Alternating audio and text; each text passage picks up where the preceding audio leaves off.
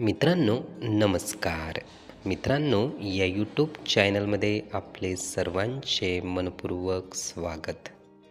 मित्रांनो, एखाद्या व्यक्तीवर आपण रागावतो किंवा समोरचा व्यक्ती आपल्यावर रागावतो. जेव्हाही समोरचा व्यक्ती आपल्यावर रागावतो, तर आपल्यामध्ये किंवा आपल्या मनामध्ये कशी अनुभूती तयार होते?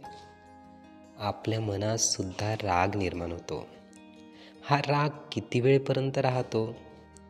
मित्रांनो, जेव्हा जेव्हा त्या रागाच्या शब्दाची अनुभूती किंवा आठवण आपल्याला होते, स्मरण आपल्याला होते, तेव्हा तेव्हा आपण अशांत होतो.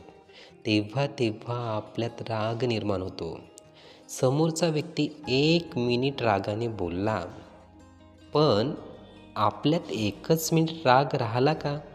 नाही.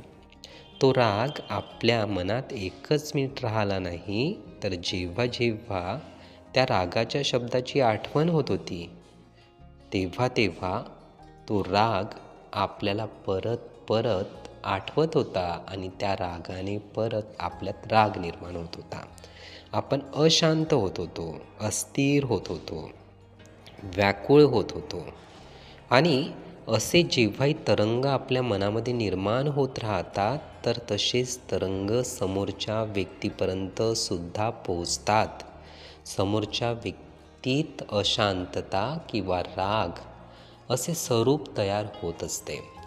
म्हणून आपण रागावत असू, समोरची व्यक्ती आपल्यावर रागावत असेल, तर हा अनुक्रम लक्षात घ्यावा की तसेच तरंग निर्माण होत राहिले तर समोरच्या व्यक्तीपर्यंत सुद्धा तसेच तरंग मिळत राहतात.